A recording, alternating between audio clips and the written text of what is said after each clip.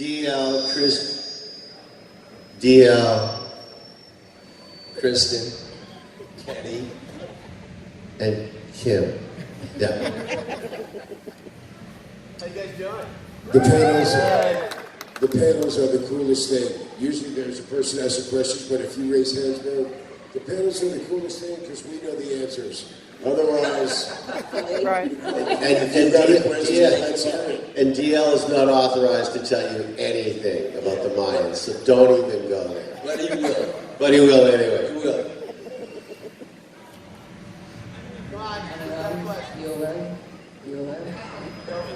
So, how you hit the doubles? So, David, if you were going to take a ride anywhere, no cost, no time, if you were going to take a ride anywhere, where would it be and on what bike? Did you hear that question? Yeah, I did. No, not you. If I would take a ride anywhere, where what bike? Like I ride the bike every single day. I ride Dynas. It's you mean like across the country? Anywhere, world, cross country, your ultimate destination to take a ride. I rode my motorcycle from Holland to Belgium to Germany, switching to Italy to France, to the south of France, to the French Alps, to Austria, then back to Holland. That was like 2 months on the road. That was a lot of fun. Now I'm an old man. Now I'm going to ride to Hayward. That's it.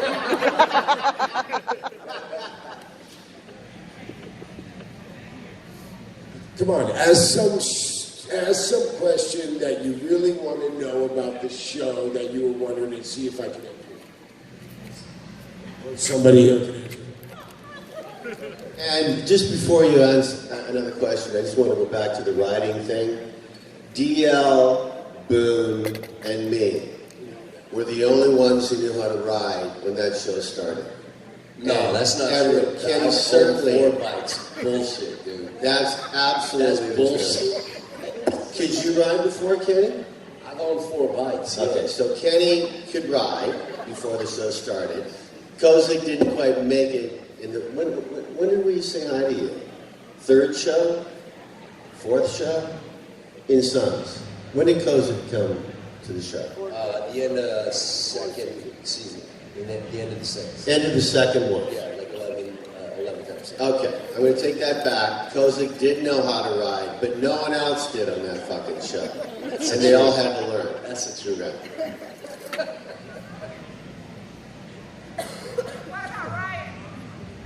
Ryan's a pretty good rider. He's a really good rider. And he owns, his own bikes now, and he's into it. So I would say Ryan became really good, and Charlie Hunnam. Charlie became a really good rider. Kenny's right.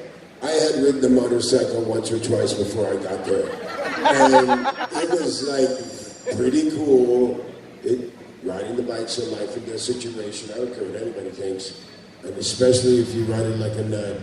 And it was very cool to watch these guys evolve into like that riding is like synchronized swimming. So we're literally this close, and my tire's 3 inches from that tire right here, and we're clipping at 95 Very nice, Kenny. These guys got really good at that. They had to practice that. You know what I'm saying? And like, I remember I was going back up to Oakland, and what's going to happen? I'm going to die. These guys are out of their minds.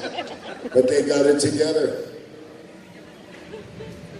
We had a few mishaps on those horses that we rode. We got very lucky that no one really got hurt for the 7 seasons. You can imagine all those riding scenes, we kind of did it ourselves. And as DL said, the first season was a cluster. But by the end of that first season, man, DL's right. It was like synchronized swimming, man. We knew action. We knew where the cops were going to be. We knew the streets were blocked off, and then we ended up doing our own stunts. DL, remember that last season? Exactly. Oh my we would God. do the stunts. I forget where that neighborhood was, but it's like, these guys were going to block off a regular city street, a stop sign for 12 minutes.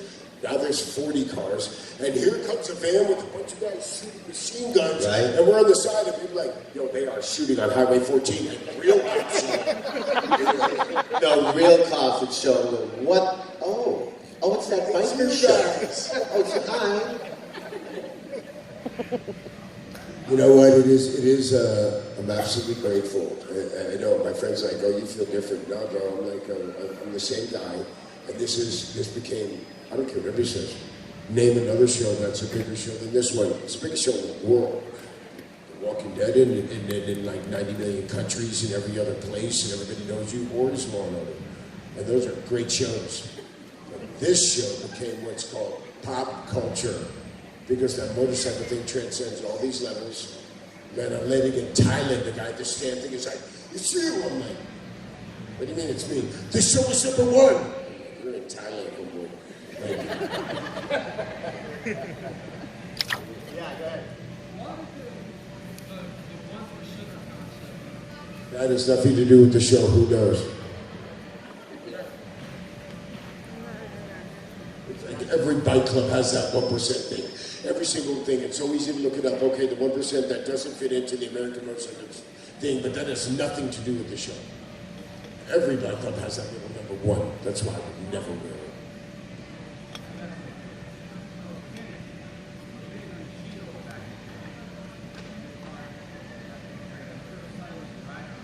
Yeah.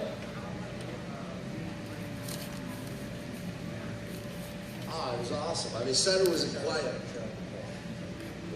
Oh, he's saying that Kurt Sutter started out as an executive producer and writer on The Shield, and then he created for FX and John Landgraf, your show SOA, and so he was awesome and very quiet. I would say, through the 7 seasons, and then he went over, and I think originally he wanted me to come on his show, but I was doing a show with Holly Hunter at the time.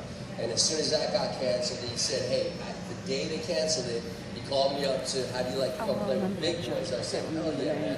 Because I had been tracking these guys, and, I just stepped in flawlessly. These guys accepted me like I was family from the beginning, and I loved it. I didn't want to leave. I left too early, but I loved it. And, Kurt Sutter, I think at that time, a lot of the cast were a little weary because they didn't, have a close tie with Kurt. So they thought I was like best friends with him. And so they thought for some reason that would be a way to get to know him better. But Kurt, Kurt's Kurt. He's I don't know how often he came down to the set for you guys. He came down a lot early, but those last couple of seasons it wasn't quite as much. Right. The writers' room moved away from our set. They were in a completely different area. So Sutter was there a lot early, and then it got less and less.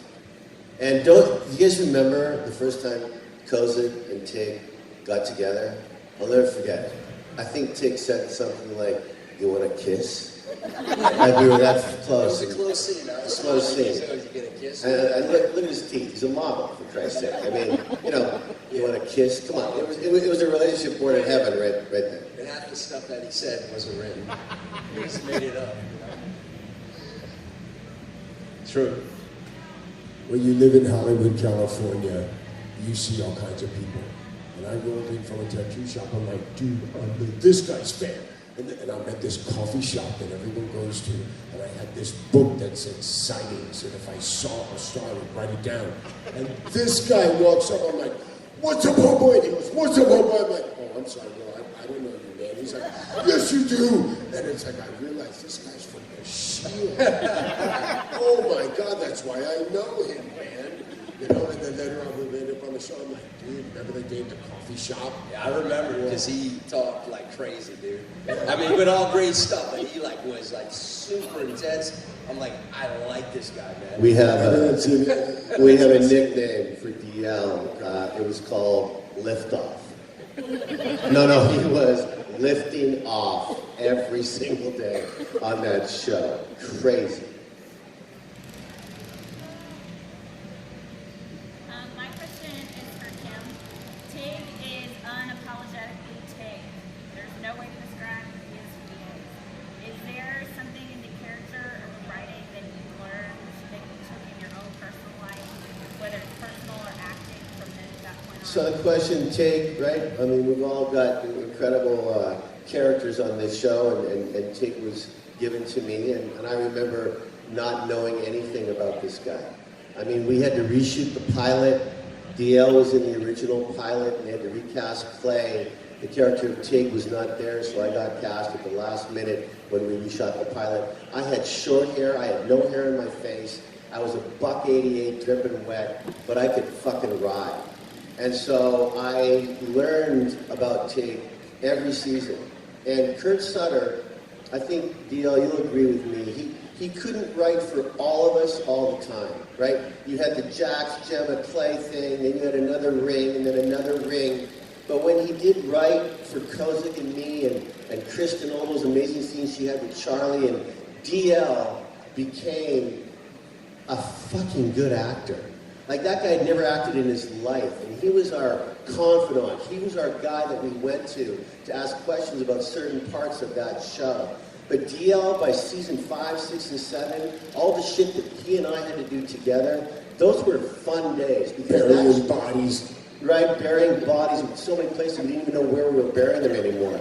And that show, you guys remember who saw it, it got so violent at the end, right? So violent.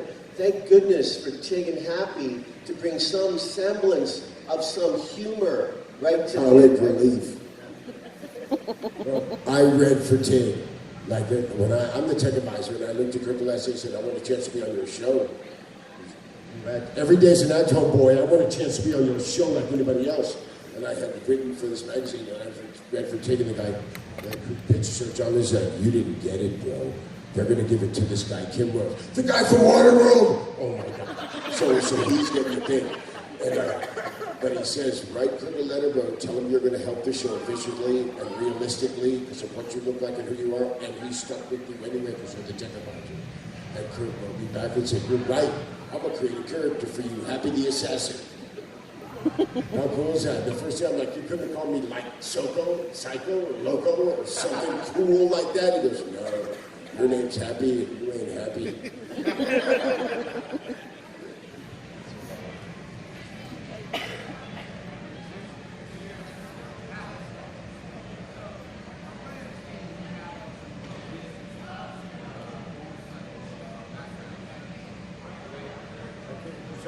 Yeah. What did you say? You have motorcycle background.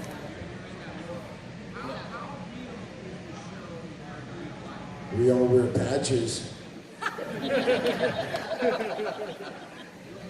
End of realness.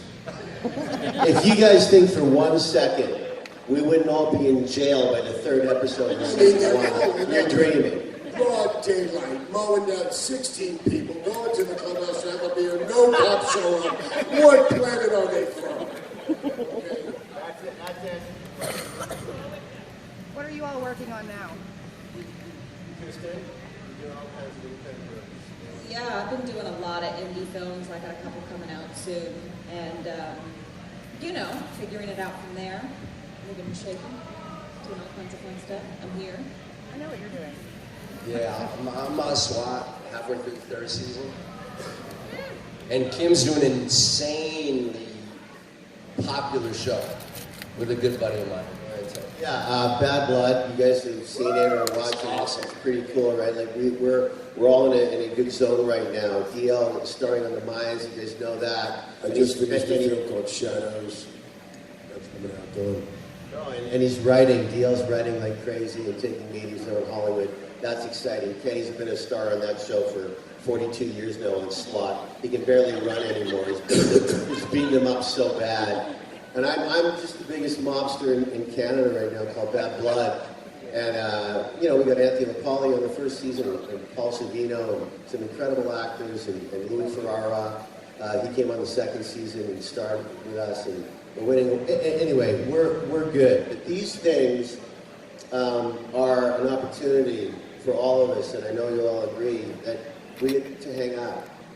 And we love each other. And those girls on Sons of Anarchy, including Kristen, had bigger balls than the guys, right? I mean, you had to come to play hard on that show. And we loved it. We loved it. That is why there's such a huge woman appeal from the show. Please don't think that's because there's guys on the show. That's because the women on our show are victors and not victims, and they kill with impunity, and they're not being beaten up. They're like, I know some women like, Kristen got beaten up. We like Gemma, bro. My Surrey got mad just then. She was like, what the fuck? Kristen got beat up. I know you've all seen Street Level, or you know about it. So I have a feature film out. Kristen's in it, 24 stars in it, but it's on digital platforms, iTunes, Xbox, Sony PlayStation, Amazon Prime, Google, YouTube, Dish Network, Sling Network, Fandango, Tubi. It's like, that's 93 minutes, and that's the other, about to do my next feature film. It's a love story. Everything's a love story. Scarface was a love story. Now I'm pitching this other show. You know what I'm saying? And she's in it, 24 stars. Go watch that. I did crap.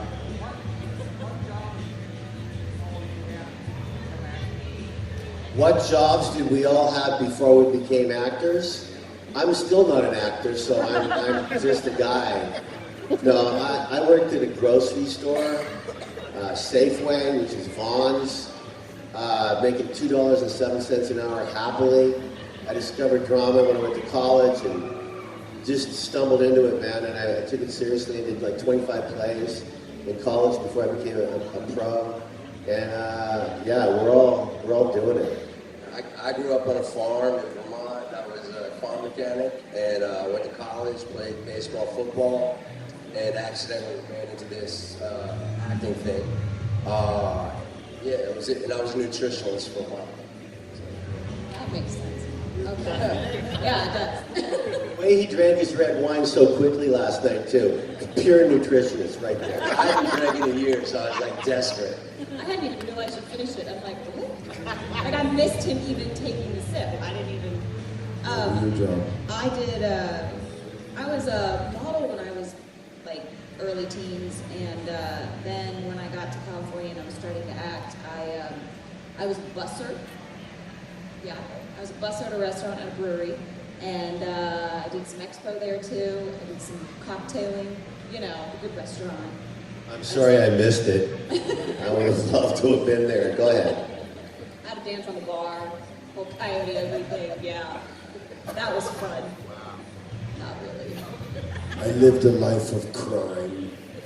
And I mixed, like started painting houses, worked in a restaurant, worked in the concrete yard, framed houses, became a tattoo artist at 19, did that for a long time, became a glass artist, put myself through motorcycle school, did motorcycle mechanics, got sick of that. And then I met a guy named Salman King at a restaurant, and he put me on the camera, showed me how to use the camera, and taught me the script writing program, and that changed my life. That was like 18 years ago. And so I still work in a tattoo shop, and I still work in a glass shop, and I don't collect money anymore, but I was specializing in problem credit collections. I don't do that anymore. And no, but I still do everything, and this too, and I do the writing like every single day, like it's my real job. So there's 8 hours of that, and then, you know, try to call Kim over and over. Why is he calling me? But yeah, no, it's funny. You feel like a real person, and you know, my friends are like, you're not there. I'm the same dude, same guy. I just don't collect money no more, but I'm the same guy. 2 more minutes. What is a quote or a scene that you'll always remember saying or filming? What's your favorite? You gotta be shitting me. It was mine, because I got blown up and that was bullshit. That's the greatest answer ever. No, all right, I'm gonna tell it to you if you all watch the show. So they set up the cameras, and then they go first team out, and another guy comes in, and Ryan standing up. They need a guy that's that big to do that. They got a guy everybody's size. So you ask the heaviest scene. The heaviest scene, though, is when we voted for Jax. So they go first team out, and everybody would move, and we would look at each other. We all just sat in that spot. That's the first time in 7 years that the first team did not jump up to grab a cup of coffee and joke around over here. And we just all sat there. And the crew got it right away, so now they're doing it. Real quiet. But he looked at nobody. That was the heaviest scene ever, with the least dialogue, the most levity to vote in that mayhem vote on Jax. Does everybody know that I'm Fat Bob? Does everybody know who Fat Bob is? Take one more question. So on the Sons of Anarchy website, there's a thing called Fat Bob. The community line. I'm Fat Bob. I wrote that. And if you look at it, everyone's like, oh, the ending, this and that. How easy would it have been for Jax to say, oh, I broke the rules, here's your jacket back. I don't want to die. That ain't what he was about. And if he didn't kill Katie, Katie wasn't the son that he raised. Those are the things they wanted. You know what I'm saying? It's a fucking great show. It's unbelievable. And it perfectly, it's like, there ain't no show like it, man. Kim, what was your favorite quote? I don't really have a quote, really, Kenny. But I was lucky on that show to have real relationships with Clay, with Chibs, with Kozik, with DL. With Juice at the end there, when it became that sort of traitor. I mean, there was relationships, and that's why that show, not only did they cast it well, not only did they shoot it well, but the drama, they were real relationships. Everyone had their own thing going on, and then they intertwined. Me and Gemma, I mean, how close were we early? I mean, it was those things. And I just get back to Kenny, if I may.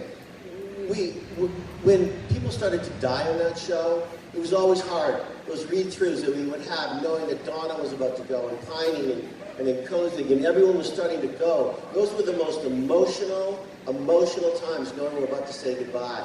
And I remember, I didn't tell you any of this, but I infiltrated stuff with Kozik that if you watch it, like I would put my arm on his shoulder. I would smack him hard, knowing, because I've read the script, that my boy was about to be blown up. But those little things, if you go back and look now, that was a take, not acting, just Kim going, like one of those, that he never, like, that take never did that before. And then, when you're going... I was very aware you did it, and I didn't know why, though. Exactly. And then, remember DL, we would have, the Suns would have a shot.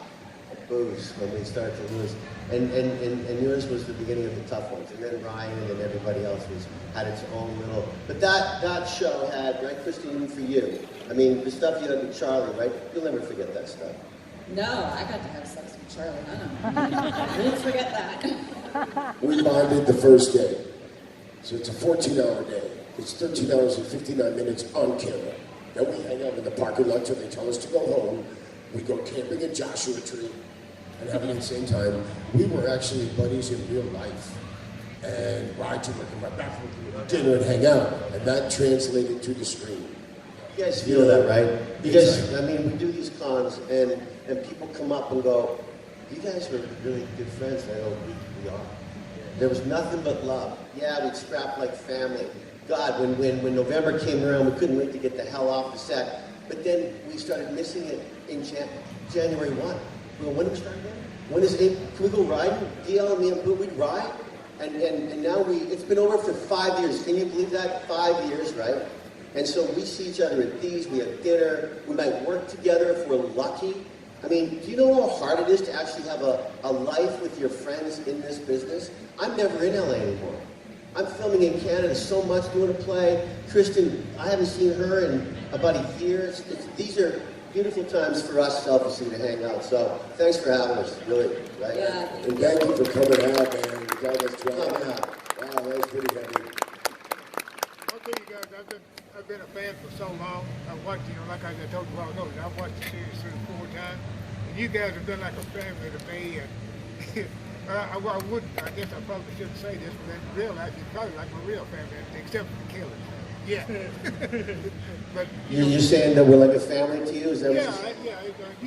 You guys are real now. It is like a worldwide family. I Are mean, you Jax's real dad? Like, you got his cut on and everything? Gramps, like, what are you? He's watched the show 4 times. Yeah, I watched Like, all of them. all of them, the whole series. And if I could All right, we go love you again, guys. I'll watch it again. Thank you. Thank you, guys. Thank you, guys. God bless you guys. Thank you for coming out. Gotta take your soul.